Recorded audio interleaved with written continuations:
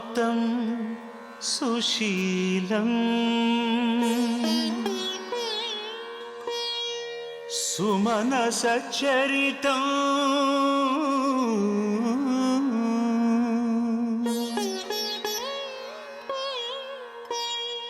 सुप्रेमवन्दितं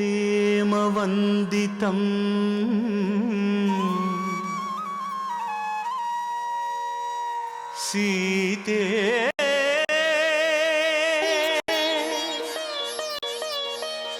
रामकथा हृदयम्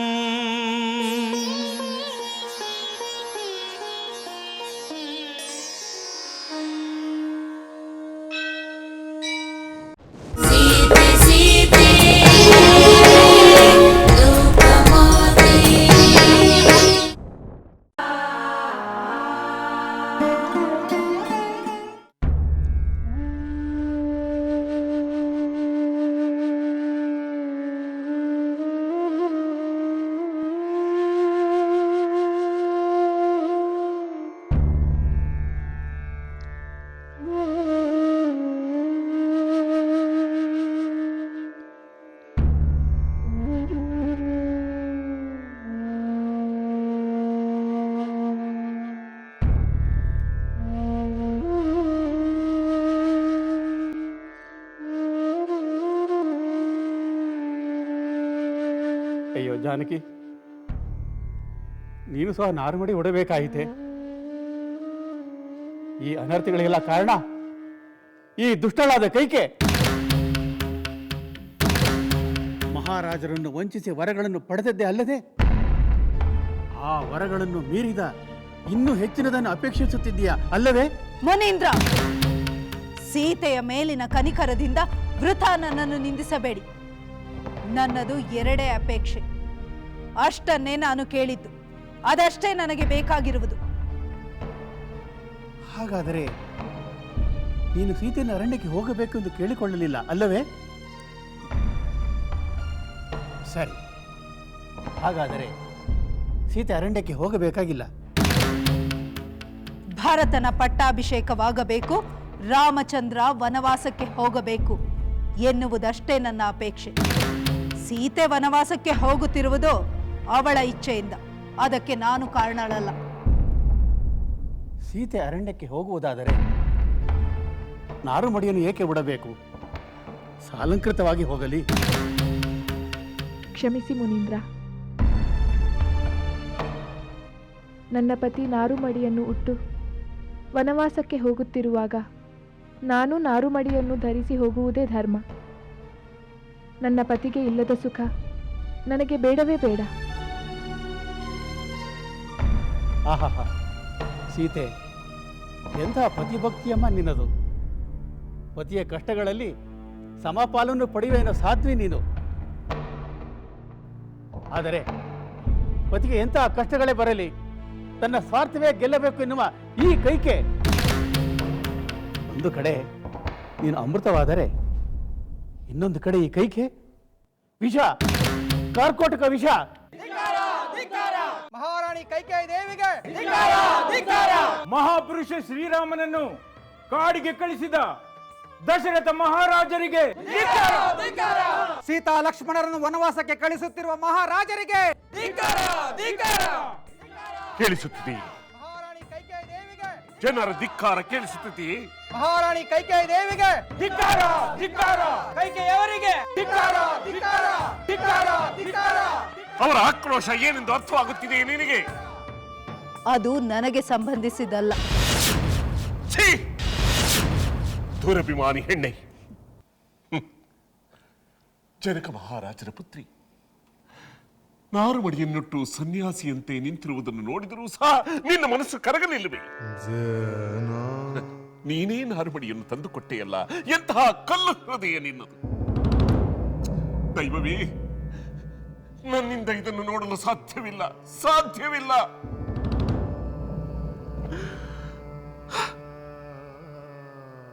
ಸೀತೆ, ಮಗಳೇ, ಮಿಥಿಲೆಯಿಂದ ನನ್ನ ಪುತ್ರನ ಅರ್ಧಾಂಗಿಯಾಗಿ ಬಂದ ನೀನು ಹೀಗೆ ನಾರು ಮಡಿಯನ್ನುಟ್ಟು ನಿರಾಭರಣಳಾಗಿ ಹೋಗುತ್ತಿರುವೆಯಲ್ಲ. ಜನಕ ಮಹಾರಾಜರು ನನ್ನ ಪುತ್ರಿಗೆ ಯಾವ ತಪ್ಪಿಗಾಗಿ ಈ ಶಿಕ್ಷೆ ಎಂದು ಕೇಳಿದರೆ ನಾನು ಏನೆಂದು ಉತ್ತರ ನೀಡಲಿ? ಏನೆಂದು ಉತ್ತರ ನೀಡಲಿ? ಏನೆಂದು ಉತ್ತರ ನೀಡಲಿ?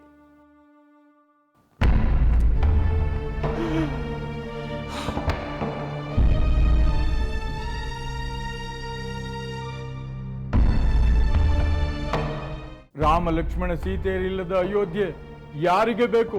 ಹೌದೌದು, ನಾವೆಲ್ಲರೂ ಪುರುಷ ಶ್ರೇಷ್ಠನಾದ ರಾಮನೊಡನೆ ಕಾಡಿಗೆ ಹೋಗಿ ಬಿಡೋಣ.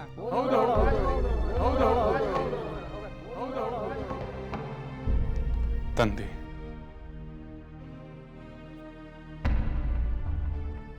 ನಾನು ವನವಾಸಕ್ಕೆ ಹೊರಡುವ ಮೊದಲು ತಮ್ಮಲ್ಲಿ ನನ್ನ ಒಂದು ಭಿನ್ನಹವಿದೆ. ಹೇಳು ಕುಮಾರ, ನಿನ್ನ ಕೋರಿಕೆ ಏನೆಂದು ಹೇಳು. ಅದೇನೇ ಇದ್ದರೂ ನಾನದನ್ನು ಈಡೇರಿಸುತ್ತೇನೆ. ತಂದೆ, ಈ ನನ್ನ ಮಾತೆ ತಮ್ಮ ಸತಿಯಾಗಿ ಪತಿವ್ರತ ಧರ್ಮವನ್ನು ನಿಷ್ಠೆಯಿಂದ ಪಾಲಿಸಿದ್ದಾರೆ. ಈಗ ಅವರು ವೃದ್ಧರಾಗಿದ್ದಾರೆ. ಗುಣವಂತರಾದ ಸುಶೀಲೆಯಾದ ನನ್ನ ಮಾತೆ ಸದಾ ತಮ್ಮ ಹಿತವನ್ನೇ ಬಯಸುವವರು. ತಂದೆ, ದುಃಖಿತೆಯಾದ ನನ್ನ ಮಾತೆಯ ಯೋಗಕ್ಷೇಮದ ಕಡೆಗೆ ತಾವು ಗಮನ ಹರಿಸಬೇಕೆಂದು ತಮ್ಮಲ್ಲಿ ಮತ್ತೆ ಮತ್ತೆ ಕೇಳಿಕೊಳ್ಳುತ್ತೇನೆ. ಎಲ್ಲರ ಮನಸ್ಸಿನ ವೇದನೆ ಏನೆಂದು ನಾನು ಅರಿತಿದ್ದೇನೆ. ವಿಪರ್ಯಾಸ, ಎಲ್ಲರಿಗೂ ಸಂಕಟವನ್ನು ಕೊಟ್ಟು ನಾನು ಸಂಕಟ ಪಡುತ್ತಿದ್ದೇನೆ.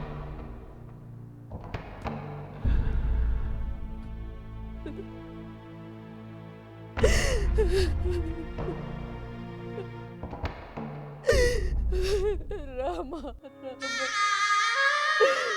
ನಿನ್ನನ್ನು ಈ ಅವಸ್ಥೆಯಲ್ಲಿ ಕಾಣಲೆಂದೆ. ನನಗೆ ಪುತ್ರನಾಗಿ ಜನಿಸಿದೆಯೋ. ಕಡೆಗೂ ನಿನಗೆ ನಾರು ಮಡಿಯನ್ನು ತೊಡಿಸಿಯೇ ಬಿಟ್ಟರು. ದಿವ್ಯ ಪೀತಾಂಬರವನ್ನುಟ್ಟು ರತ್ನ ಖಚಿತ ಕಿರೀಟವನ್ನು ಧರಿಸಿ ಸಿಂಹಾಸನವನ್ನು ಏರುವುದನ್ನು ಕಾಣಬೇಕಾದ ಈ ಕಣ್ಣುಗಳಿಂದ ಈ ಅವಸ್ಥೆಯಲ್ಲಿ ನಿನ್ನನ್ನು ನೋಡುವಂತೆ ಇದ್ದೆ.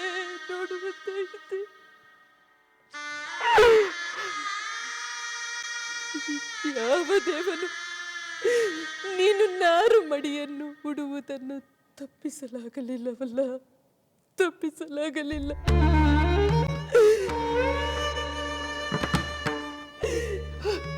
ಸುಮಿತ್ರೆ, ನೋಡು,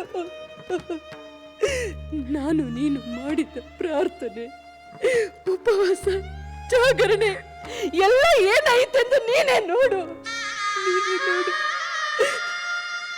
ನನ್ನ ಪುತ್ರ, ನಿನ್ನ ಪುತ್ರ, ನನ್ನ ಸೊಸೆ ಅವರಿರುವ ಅವಸ್ಥೆಯನ್ನು ನೋಡು ಸುಮಿತ್ರೆ.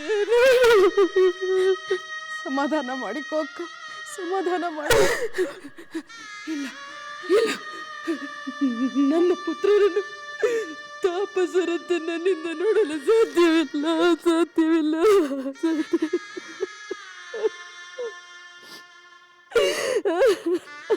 ಯಾರು ತಾನೇ ನಿರೀಕ್ಷಿಸಿದ್ದರು ಈ ಕೈಕೇಯಿ ರಾಮಚಂದ್ರನನ್ನು ನಾರು ಮಡಿಯಲ್ಲಿ ನೋಡಬೇಕೆಂದು ಅದೆಷ್ಟು ದಿನದಿಂದ ಹೊಂಚು ಹಾಕಿದ್ದಳು. ಹೇಳು ಕೈಕೇಯಿ, ಹೇಳು, ಕೌಸಲ್ಯ ಯಾವ ತಪ್ಪು ಮಾಡಿದ್ದಳು? ನಿನಗೆ ಏನು ಕೇಡು ಮಾಡಿದ್ದಳು?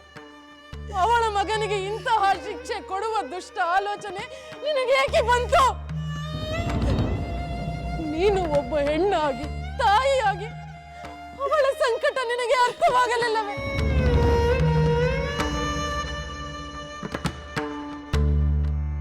ಅಯ್ಯೋ ದೇವರೇ, ಇಂತಹ ನಿಷ್ಕರುಣಿಯನ್ನು ಹೆಣ್ಣಾಗಿ ಏಕೆ ಸೃಷ್ಟಿಸಿದೆ?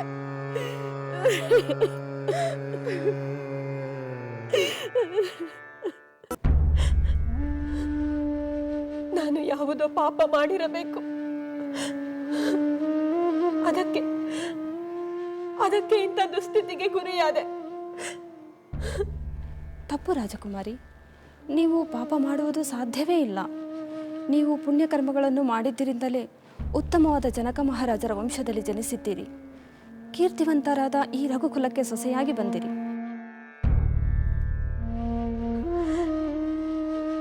ಅಷ್ಟೇ ಅಲ್ಲ, ಸೀತೆಯಂತ ಸಹೋದರಿ, ರಾಮಚಂದ್ರರಂತ ಭಾವ, ಲಕ್ಷ್ಮಣನಂತ ಪತಿ ಪಡೆಯುವ ಭಾಗ್ಯ ಸಾಮಾನ್ಯವಾದದಲ್ಲ. ಆದರೆ ಈ ಎಲ್ಲ ಭಾಗ್ಯವನ್ನು ಚಂದ್ರನನ್ನು ರಾಹು ನುಂಗಿದಂತೆ ದುರಾದೃಷ್ಟ ನುಂಗುತ್ತಿದೆ. 14 ವರ್ಷಗಳ ಕಾಲವೆಂದರೆ ಸ್ವಲ್ಪ ಸಮಯವಲ್ಲ.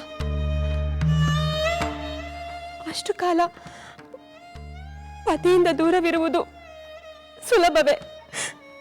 ರಾಜಕುಮಾರಿ, ಸುಲಭವಲ್ಲ ಎಂಬುದು ನನಗೂ ಗೊತ್ತು. ಆದರೆ ಬೇರೆ ದಾರಿ ಏನಿದೆ? ಇಂಥ ಪರಿಸ್ಥಿತಿ ಬರಬಹುದೆಂದು ನಾನೆಂದೂ ಊಹಿಸಿರಲಿಲ್ಲ. ಹೌದು ರಾಜಕುಮಾರಿ, ಬಹಳ ಕಷ್ಟದ ಪರಿಸ್ಥಿತಿ ನಿಮ್ಮದು. ನೀವು ನಿಮ್ಮ ದುಃಖವನ್ನು ವ್ಯಕ್ತಪಡಿಸಿದರೆ ಕೌಸಲ್ಯ ದೇವಿಯವರು, ಸುಮಿತ್ರೆ ದೇವಿಯವರು ಇನ್ನಷ್ಟು ದುಃಖ ಪಡುತ್ತಾರೆ.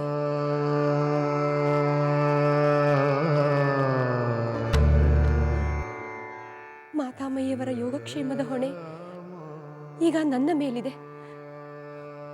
ಆ ಕರ್ತವ್ಯವನ್ನು ನಾನು ನಿರ್ವಹಿಸಲೇಬೇಕು. ಅದಕ್ಕಾಗಿ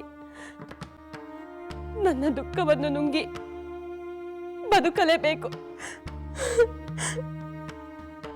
ನನಗಾಗಿ ನಾನು ಅಳುವುದಕ್ಕೂ ಅವಕಾಶವಿಲ್ಲ.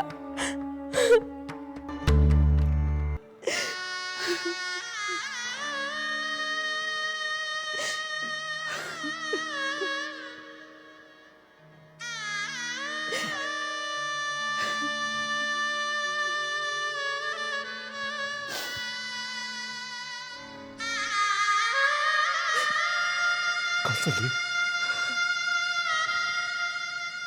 ನಿನ್ನ ದುಃಖಕ್ಕೆ ಸಮಾಧಾನವನ್ನು ಹೇಳುವ ಶಕ್ತಿ ನನಗಿಲ್ಲ.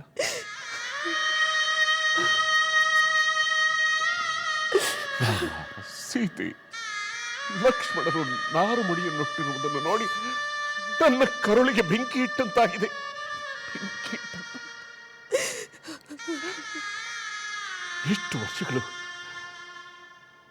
ಎಷ್ಟು ವರ್ಷಗಳು ನಾನು ಪಡೆದ ಪುಣ್ಯದ ಫಲವೆಲ್ಲ ನಿಷ್ಫಲವಾಗಿ ಹೋಯಿತು.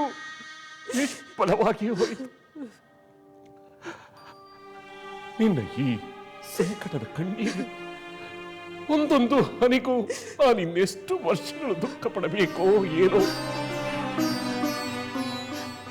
ಬೇಡ ಪ್ರಭು, ಬೇಡ. ನನ್ನ ದುಃಖವು ನಿಮಗೆ ಸಂಕಟವನ್ನು ನೀಡುವುದಾದರೆ ಇನ್ನು ಮುಂದೆ ನಾನು ಅಳುವುದಿಲ್ಲ. ನನ್ನ ಸೊಸೆ ಸೀತೆಯಂತೆ ಎಂತಹ ಪರಿಸ್ಥಿತಿ ಬಂದರೂ ದೃಢವಾಗಿರುತ್ತೇನೆ. ನಾನು ಅಳುವುದಿಲ್ಲ ಪ್ರಭು, ನಾನು ಅಳುವುದಿಲ್ಲ.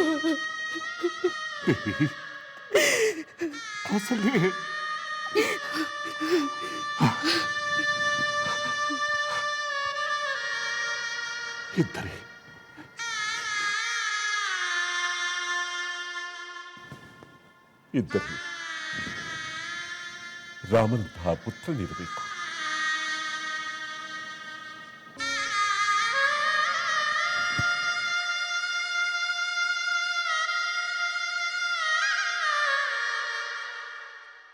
ಸೀತೆಯಂತಹ ಸೊಸೆ ಇರಬೇಕು.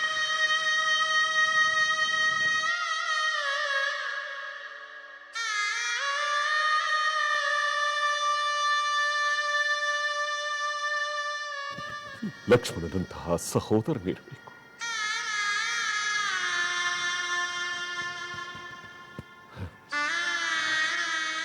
ಇವರೆಲ್ಲರೂ ತಮ್ಮ ಸನ್ನಡತೆಯಿಂದ ಲೋಕಕ್ಕೆ ಆದರ್ಶಪ್ರಾಯರಾಗಿದ್ದಾರೆ. ಆದರೆ ನನ್ನದೊಂದು ಆಸೆ ಇದೆ.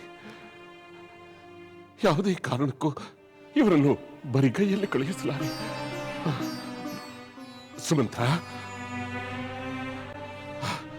ಭಂಡಾರಕ್ಕೆ ಹೋಗಿ ರತ್ನಾಭರಣಗಳನ್ನು ಇಲ್ಲಿಗೆ ತನ್ನಿ.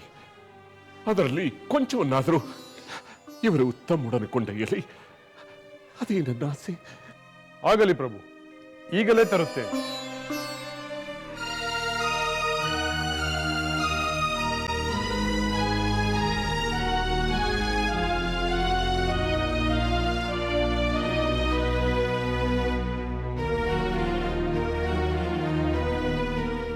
ಮಹಾರಾಣಿ, ನೀವು ಯಾವಾಗ ಬಂದಿರಿ? ಅವರೆಲ್ಲ ವನವಾಸಕ್ಕೆ ಹೊರಟು ಹೋದರೆ? ಅವರು ಹೊರಟು ಹೋಗಿದ್ದರೆ ನಿನಗೆ ತಿಳಿಯುತ್ತಿರಲಿಲ್ಲವೇ? ಮತ್ತೇಕೆ ನೀವು ಅಲ್ಲಿಂದ ಹೊರಟು ಬಂದು ಬಿಟ್ಟಿರಿ? ಮತ್ತೇನು ಮಾಡಲಿ ಮಂತರೆ? ಅರಮನೆಯಲ್ಲಿ ಒಬ್ಬರ ಮೇಲೊಬ್ಬರಂತೆ ನನ್ನನ್ನು ಅಪರಾಧಿ ಎಂದು ನಿಂದಿಸುತ್ತಿದ್ದರೆ ಅದನ್ನು ನಾನು ಹೇಗೆ ಸಹಿಸಲಿ? ಆ ವಶಿಷ್ಠರು ಪತಿಯ ಕಷ್ಟಗಳಲ್ಲಿ ಸಮಪಾಲನ್ನು ಪಡೆಯುವೇನೋ ಸಾಧ್ವಿ ನೀನು. ಆದರೆ ಪತಿಗೆ ಎಂತಹ ಕಷ್ಟಗಳೇ ಬರಲಿ, ತನ್ನ ಸ್ವಾರ್ಥವೇ ಗೆಲ್ಲಬೇಕು ಎನ್ನುವ ಈ ಕೈಕೆ. ಒಂದು ಕಡೆ ನೀನು ಅಮೃತವಾದರೆ ಇನ್ನೊಂದು ಕಡೆ ಈ ಕೈಕೆ ವಿಷ, ಕಾರ್ಕೋಟಕ ವಿಷ. ಮಹಾರಾಣಿ, ಕುಲಗುರುಗಳಿಗೆ ಮೊದಲಿನಿಂದಲೂ ರಾಮನ ಮೇಲೆ ಅಪಾರವಾದ ಪ್ರೀತಿ. ಅವರ ಮಾತುಗಳನ್ನು ಆಶೀರ್ವಾದ ಎಂದು ಭಾವಿಸಿದರಾಯಿತು.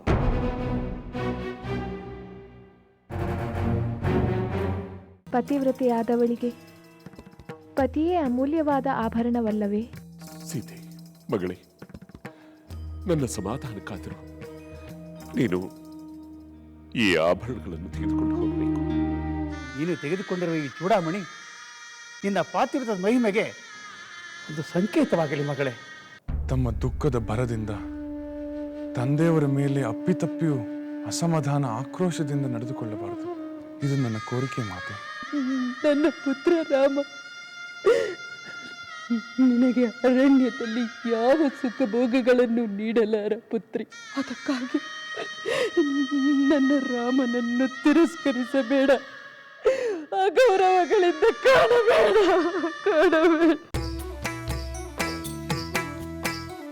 ಲಂಕೆಯಲ್ಲಿನ ದುರುಳ ದರ್ಪವು ಸೀತೆ ಸಹನೆಗೆ ಸೋತಿತು.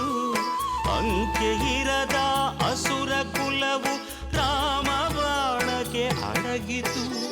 ದೂರವಿರಲಿ ಸನಿಹವಿರಲಿ ರಾಮ ಹೃದಯ ನಿವಾಸಿನಿ. ಯುಗವು ಯುಗವು ಸಾಗಲಿ ಅಕಳಂಕ ಪ್ರೇಮ ಪ್ರಬೋಧಿನಿ. ಅಮರ ಗಾಧೆ ಧರಣಿ ಜಾತೆ ಸಾಧ್ವೆ ಸೀತೆ ಸುಚರಿತೆ. ಸಹನ ಶಕ್ತಿ ಪತಿಯ ಭಕ್ತಿ ಲೋಕಮಾನ್ಯ ವಂದಿತೆ.